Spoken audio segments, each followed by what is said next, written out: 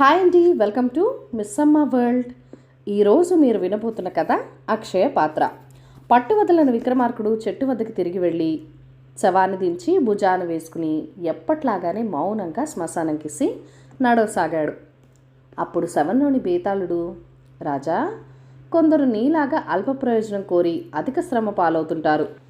మరికొందరు శుభదత్తుడిలాగా అనుకోకుండా అదృష్టదేవతకు ఆదరపాత్రులవుతారు. శ్రమతో లేకుండా ఉండగలిగినందుకు నీకు ఈ కథ చెప్తాను విను అంటూ ఈ విధంగా చెప్పసాగాడు. శుభదత్తుడు అనేవాడు చాలా పేదవాడు. వాడు రోజు అడవికి పోయి ఒక మోపు కట్టెలు తెచ్చి వాటిని నమ్ముకొని తన సంసారం గడుపుకుంటూ ఉండేవాడు. ఒకనాడు వాడు అడవిలో చాలా దూరం పోయాడు. అక్కడ వాడికి తలవని తలంపుగా 4 పురుషులు కనిపించారు. వారు మామూలు మనుషులు కాదు, యక్షులు. వారు ధరించిన బట్టలు, దివ్యమైన ఆభరణాలు చూసి కట్టెలు మూసే శుభదత్తుడు బెదిరిపోయాడు. ఈ యక్షులు వాడి భయం చూసి జాలిపడి, ఓరి, నీవు మాకు సేవ చేస్తూ ఇక్కడే ఉండిపోతావా ఏంటి? నీకు నగరంలో ఉండే నీ కుటుంబానికి లోటు జరగకుండా మేము చూస్తాము అని వాడితో అన్నారు. శుభదత్తుడు వారు ఏ పని చెప్తే ఆ పని చేస్తూ అక్కడే ఉండిపోవటానికి సమ్మతించాడు. వాడి సహాయంతో వాళ్ళు స్నానాలు చేశారు. భోజనం వేళైంది. వాడికొక కుండ చూపించి, ఓరి, ఆ కుండలో నుంచి తీసి మాకు భోజనాలు పెట్టు అన్నారు. శుభదత్తుడు కుండలో చూస్తే అది ఖాళీగా ఉంది. ఏం చేయాలో తోచక వాడు తికమకపడసాగాడు. అది మామూలు కుండ కాదురా, అక్షయ పాత్ర. అందులో చేయి పెట్టి ఏది కోరుకుంటే అదెల్లా చేతికి దొరుకుతుంది. చేపెట్టి చూడు అన్నారు యక్షులు. శుభదత్తుడు కుండలో చేయి పెట్టి వారన్నట్టుగానే కోరిందల్లా పైకి తీశాడు. ముందు యక్షులు భోజనం చేశారు. తర్వాత శుభదత్తుడు కూడా భోజనం చేశాడు. అది మొదలు వాడు ఆ యక్షులకి ఎంతో భయభక్తులతో కొలుస్తూ వచ్చాడు. యక్షులు వాడి కుటుంబానికి ఏ లోటు లేకుండా చూస్తూ వాడి కోసం బెంగపడిన వాడి కుటుంబానికి కళ్ళలో ఓదార్స్తూ వచ్చారు.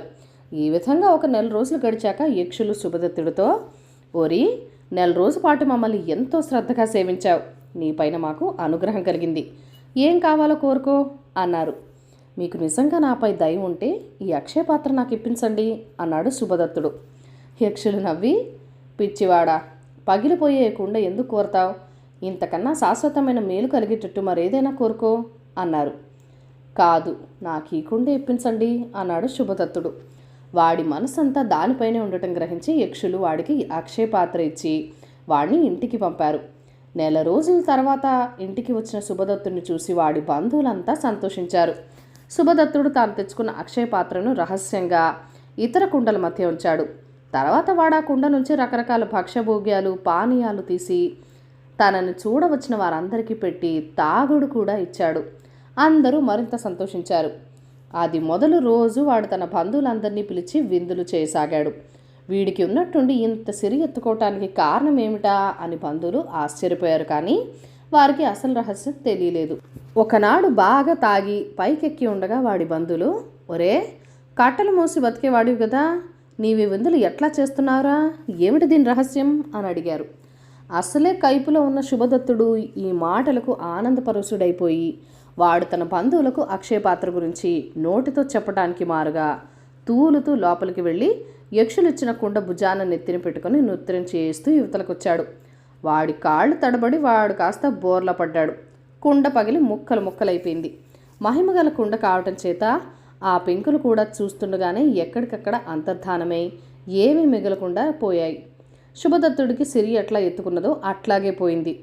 బేతాళుడి కథ చెప్పి, రాజా, శుభదత్తుడు పరమ మూఢుడన్న సంగతి తెలుస్తూనే ఉంది కదా, కానీ వాడి మూఢత్వం ఎందులో ఉన్నది?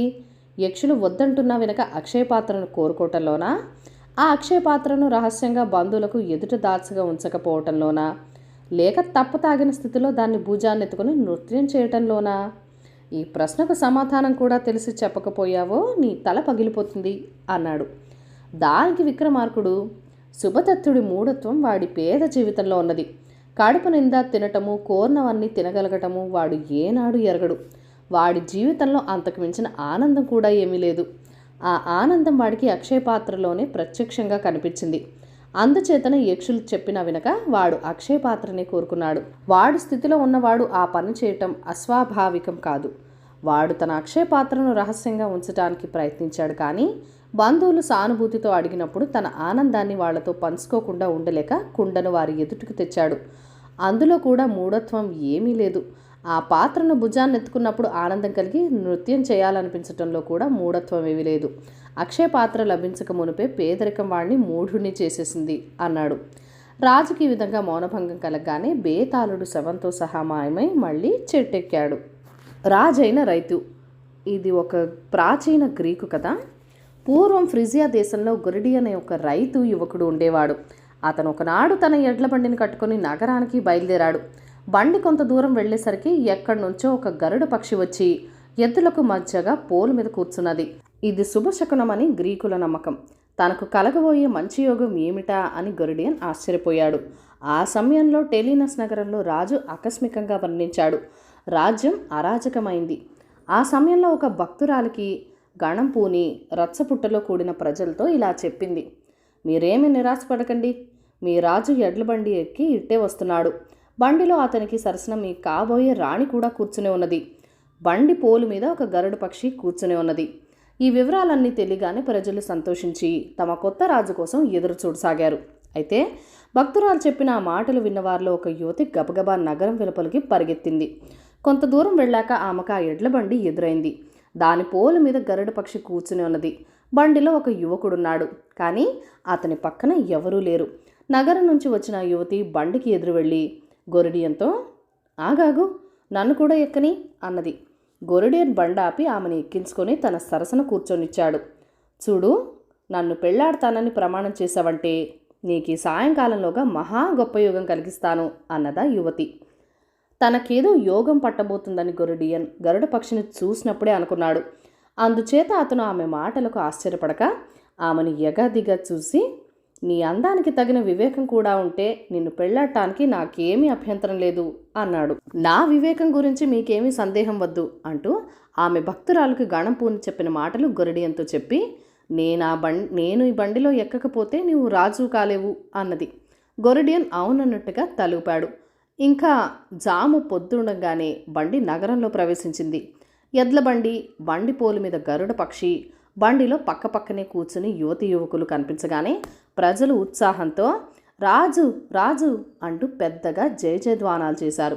ఈ విధంగా గొరిడియన్ టెలినస్ నగరానికి రాజయ్యాడు. తనకి అదృష్టం కలిగించిన బండి పోలుకు కాడికి కలిపి ఒక చిత్రమైన ముడివేసి ఆ రెండింటిని ఈశ్వరుడికి అంకితం చేసి దేవాలయంలోంచి ఆ మూడు విప్పిన నాడు ప్రపంచానికంతకు సార్వభౌముడవుతాడు అని చెప్పాడు. గొరిడియన్ చేసిన ఆ వింత మూడును విప్పేందుకు చాలామంది ప్రయత్నించారు, కానీ సాధ్యం కాలేదు. ప్రపంచాన్ని జయించడానికి కంకణం కట్టుకున్న అలెగ్జాండర్కి కూడా ఆ ముడిని విప్పటానికి ప్రయత్నించి విఫలుడై విసిగి చివరకు తన కత్తితో దాన్ని ఛేదించాడట. ఆశకు అంతులేదు. ఒక ఊళ్ళో ఇద్దరు బాల స్నేహితులు ఉండేవాళ్ళు. వాళ్లలో ఒకడు తన 20వ ఏట హిమాలయాలకు వెళ్ళి అక్కడ సిద్ధుల్ని యోగుల్ని సేవించి వాళ్ళ వల్ల కొన్ని అపూర్వ శక్తులు సంపాదించి 10 ఏళ్ల తర్వాత తిరిగి స్వగ్రామం వచ్చాడు. గ్రామస్తులు అతన్ని ఎంతగానో గౌరవించి ఊరు బయట ఉన్న ఒక మామిడి తోటలో అతడికి ఒక చక్కని ఇల్లు కట్టిపెట్టారు. క్రమంగా అతడుకున్న యోగశక్తుల గురించి చుట్టుపక్కల గ్రామాల వాళ్ళు కూడా తెలుసుకున్నారు. వాళ్ళు తమకేమైనా శరీర బాధలు లాంటివి కలిగినప్పుడు ఆ యోగి దగ్గరికి వచ్చి తమ బాధల నుంచి విముక్తులవుతూ ఉండేవారు. ఎక్కడో దూర ప్రాంతాన కూలీ నాలి చేసుకుని బతుకుతున్న యోగి బాల స్నేహితుడికి ఈ సంగతులన్నీ కొన్నాళ్ల తర్వాత తెలిసినాయి. వాడు సరాసరి తన గ్రామం వచ్చి బాల్యమిత్రుడైన యోగిని కలుసుకున్నాడు. నీకెలాంటి సహాయం కావాలి అని అడిగాడు యోగి తన బాల స్నేహితుడిని. నేను చాలా బీదవాణ్ణి, ఏదో కాస్త డబ్బులు ఇచ్చావంటే బతికిపోతాను అన్నాడు స్నేహితుడు. యోగి అక్కడున్న ఒక ఇటుకరాయి కేసి తన చిటికెన వేలు చూపుతూ, ఆ బంగారం ఎత్తుకుపో అన్నాడు. అది చాలదు అన్నాడు స్నేహితుడు. యోగి అక్కడున్న పెద్ద రాతి గుండి కేసి చూపించి చిటికెన వేలు చూపుతూ, అది బంగారమే, ఎత్తుకుపో అన్నాడు. ఇది చాలదు అన్నాడు స్నేహితుడు. అయితే ఇంకేం కావాలి అన్నాడు యోగి. నీ చిటికెన వేలే కావాలి అన్నాడు స్నేహితుడు. కథ కంచికి మనం ఇంటికి. ఈ కథలను లైక్ చేయండి, షేర్ చేయండి. మన ఛానల్ని ఫస్ట్ టైం చూస్తున్నట్లయితే కనుక ప్లీజ్ సబ్స్క్రైబ్ చేసుకొని మీ సపోర్ట్ ఇవ్వండి. మీ అమూల్యమైన ఫీడ్బ్యాక్ అండ్ సజెషన్స్ నాతో కామెంట్ సెక్షన్లో కూడా షేర్ చేసేయండి. Thank you for watching. Bye bye.